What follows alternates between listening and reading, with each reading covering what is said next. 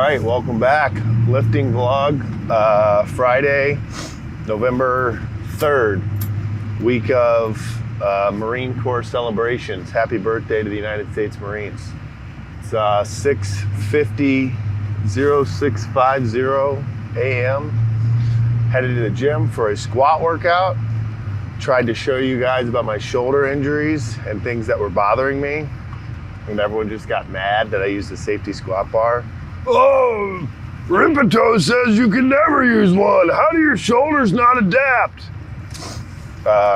Which tells me that you just comment before you even watch the videos, which is great. Keep the engagement up. But I'm gonna low bar squat. I should be squatting, I think I did 455 last week for a single. So I'll get like 5 heavy reps. So probably 460 or a little bit more for a single, and then maybe a triple, and then some back offsets on the low bar. So stay tuned. My relationship with squats is passionate, but toxic.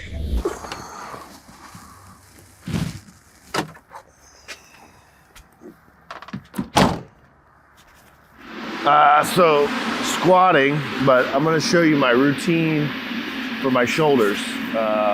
One of the things I mentioned in the 2 videos we did on shoulders was that I started taking my warm-ups a little bit more seriously before I squat. So I am in a low bar today, and I do a couple things beforehand. I've already done about 50 push-ups this morning. I do 100 every day. I do 25 as soon as I get out of bed. And I did another 25 when I got to the office. I'm about to do another 25 here. So I'm gonna kind of take you through my shoulder warm up and hopefully hit a good single.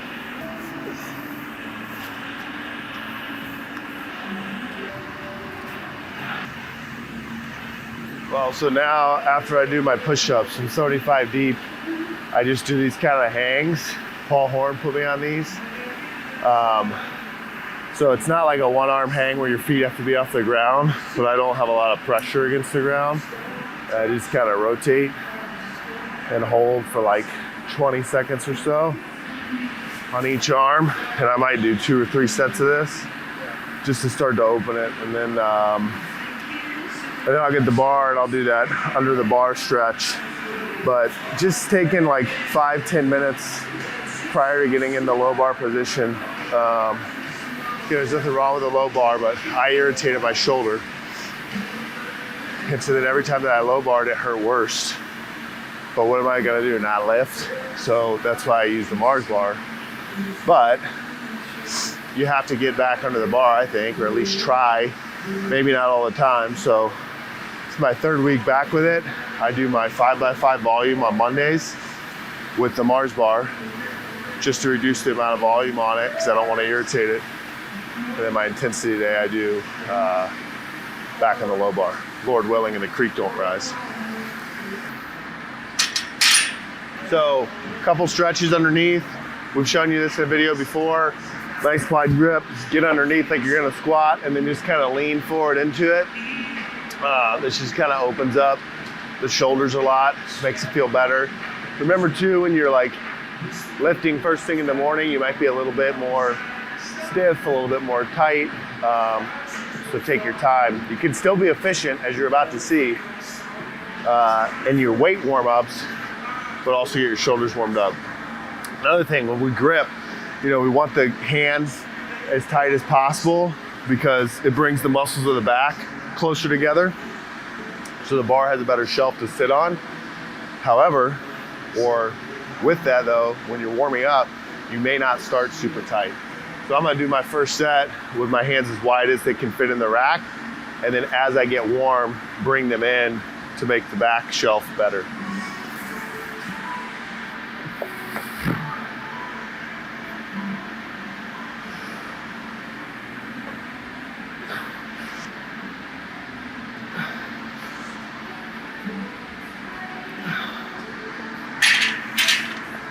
So I often tell people to make this a part of their habit when they start, not just because they need them for their heavy sets, but I like doing it when the bar's empty and I know I'm not gonna fail, and not when I'm actually worried about it.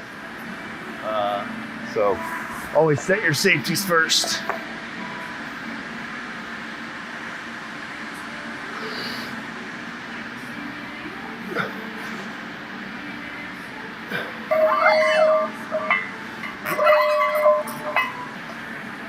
I was training a guy in here yesterday, and he was asking me how much time between sets on warm-ups, and the answer is really none. As fast as you can get the weights and put them on should be your warm-up cadence until maybe your last 2 warm-ups or so. But don't be setting a timer, in between your first couple sets. And that's regardless of how strong you are, right? It's all relative, but maybe you go bar twice and then a 10 and then a 25, but boom, boom, boom, get it done. See my heart rate's up, whatever. And then as the weight gets heavier, I'll take a little bit more time as needed. So 225, I'm starting to bring my grip in a little bit tighter. I started out here, now I got my index finger here on the hash marks.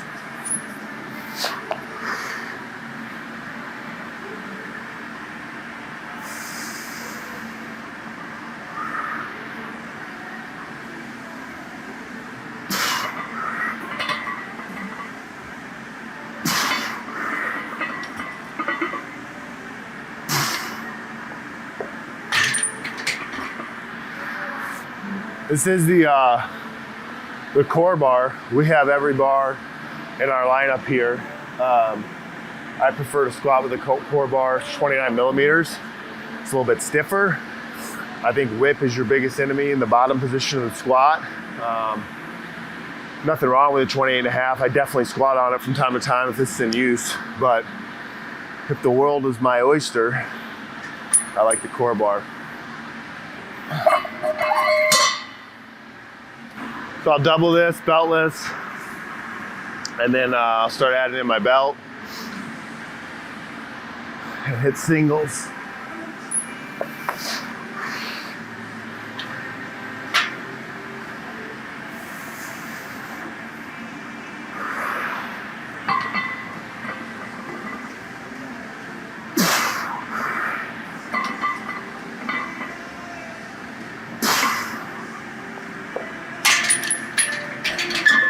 Now I gotta look and see exactly what I did last week. All right, so I think last week was 455. Yeah, I hit 3 singles. So try and go 465. If I'm feeling good on a day that it's high intensity, sometimes I'll go up. I think like 3 weeks ago I did 495 for a single, 485 for a single. 1 rep at a time.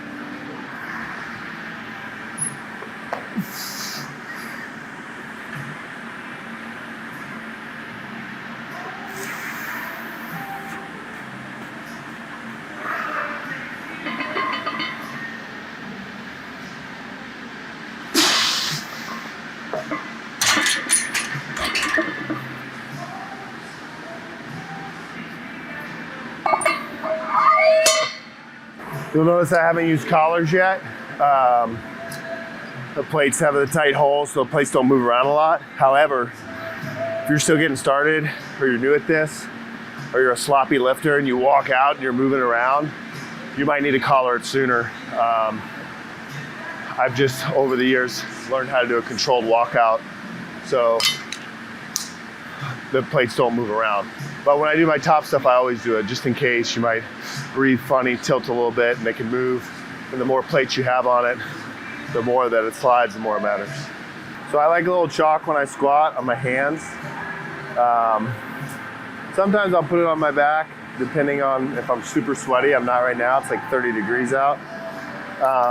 But as your hands start to perspire, and even if they're not super sweaty, but they're just a little bit moist, and you get under there, they can slip. So again, all these things, this back pain, or the shoulder pain, or elbow pain, or bicep pain, or even in the tricep when you're squatting, it's something to do with your grip. Doesn't mean the low bar is bad, but it means that something's off with your grip. So yes, even as a starting strength coach, I 100% did a rep incorrectly of some type squatting, and that's how I irritated. And then it exasperated. Also, to you YouTube commenters, how is he an SSC and doesn't know how to low bar with no pain? I'm not that strong. Sam Sulek's a lot stronger. But if I'm probably stronger than you, and if you have a little bit of strength, errors that you do make can have a bigger impact. At the same time, you're more resilient to other stuff, but if you make a mistake with 455, probably gonna have more consequences if you make a mistake with 155.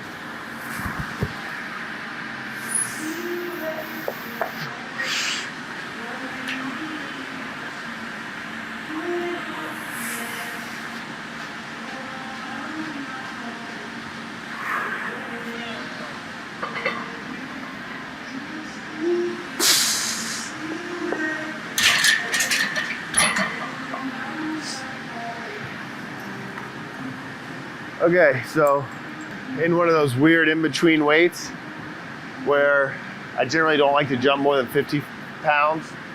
So 465 is gonna be 60 pounds. So I'm gonna hit one single in between. This is just for my brain, my mental psyche, so I feel good going into the top one. This will be 435. All right, so it's 7:22. So I think we started right at 7 or close to it. So a little bit longer. It's morning, it's cold. I did some extra stuff for my shoulders, but still, 20 minutes is pretty quick, so it doesn't need to take you forever. All right, let's try to build a little confidence here.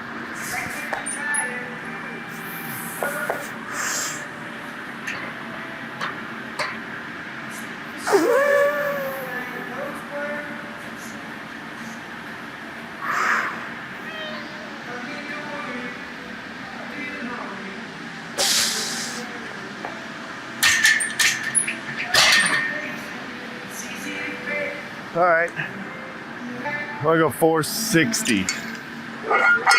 455 as I did last week, so I'll go 460.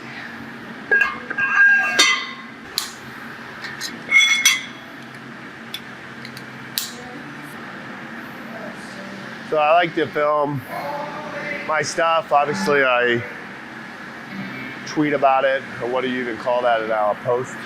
But I also like to see my bar path, I like to see my bar speed, I like to make sure my depth's good, and some self-coaching. If you've been lifting for a while, coaching's super helpful on the front end, but at some point, if your coach is any good, he teaches you how to be a lifter, now you just lift.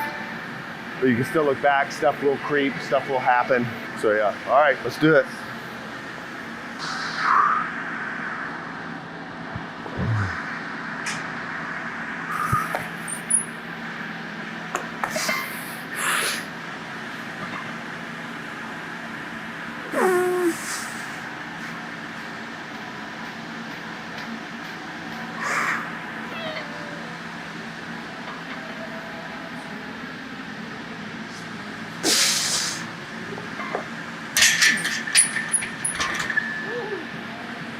Whew, all right.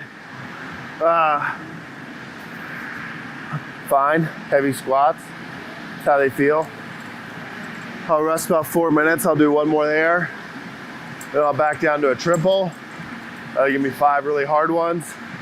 And then I'm gonna go down and do like 2 sets of 6. Tip when it's heavy, that first rep, we often call it rep 0. Take really seriously. You'll notice I got a big giant breath. I braced really hard just to come out of the rack. Part of that's like, hey, yeah, it's a lot of weight. You actually need to do that. Again though, a lot of this stuff is here.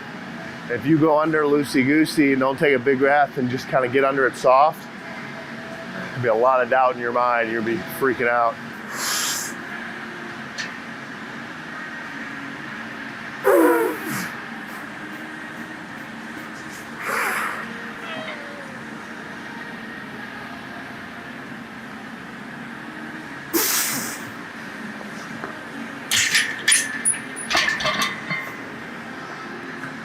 Whew.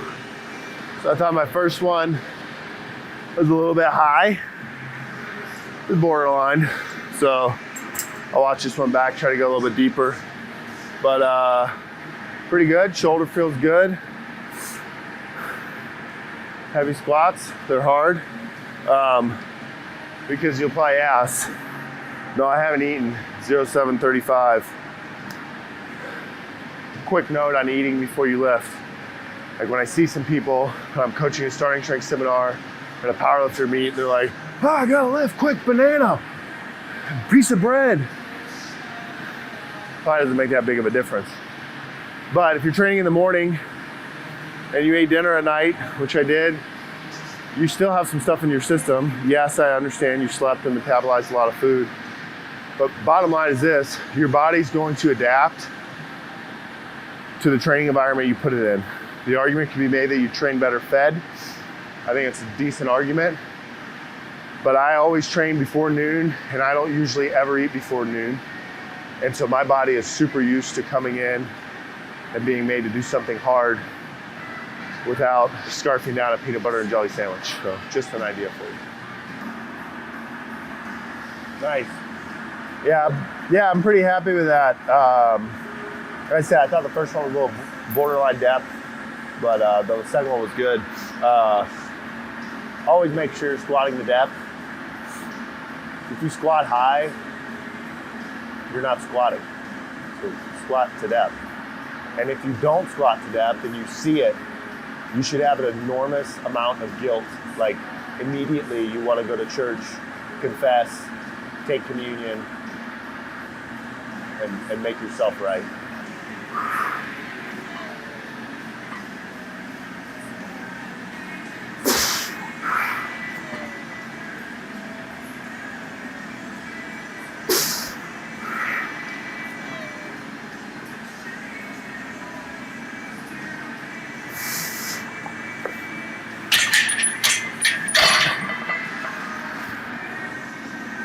But Grant, you don't even know how to low bar. Are you even a starting strength coach? Comments from the haters. Got a pretty freaky pump going on right now. Real freaky, because that's what this is all about. The freaky pump. This is a sick ass pump. You gonna do a pump check after? Pump check. Is the lighting good for this?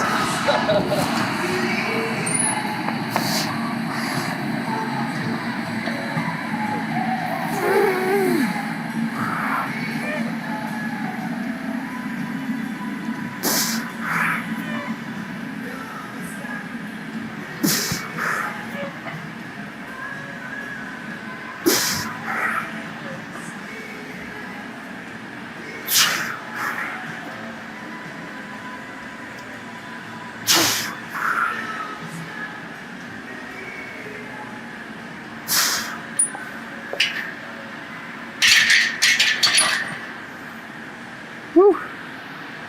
So 7:52, about 50 minutes to get through squats. Got the intensity stuff, 2 sets of 6, a little bit of volume at 355. Sometimes if you do have a volume day, not like this was an intensity day for me. I just did those sets of 6 to get a little volume at the end. Like on a 5x5 day, sometimes it's good to hit a top single first, just so when you walk out that 5x5 weight, mentally it feels a little bit better. But yeah, I'm off to marine work this weekend, so I'll press or bench tomorrow on base. Don't be afraid to get 1 lift done a day if you're busy. I don't do it all the time, but if my schedule ends up like that, I do. It can be an efficient use of time. Shoulder feels good, elbows feel good. Remember your hand placement, rack position, bar in your back, not in the hands. All key to being pain-free. Still gonna use the Mars bar, get over it. I love it. I'm gonna do my 5x5s on that for a while, but you gotta endure some pain too. If you like training style, vlog, lifting, video, watching me get my freaky pump, then like, subscribe, hit the bells, and put a bunch of biceps in the comments. Hope this video helps your training. We'll see you next time. Let's go. that freaky pump. This is what it's all about right here. Curls for the girls.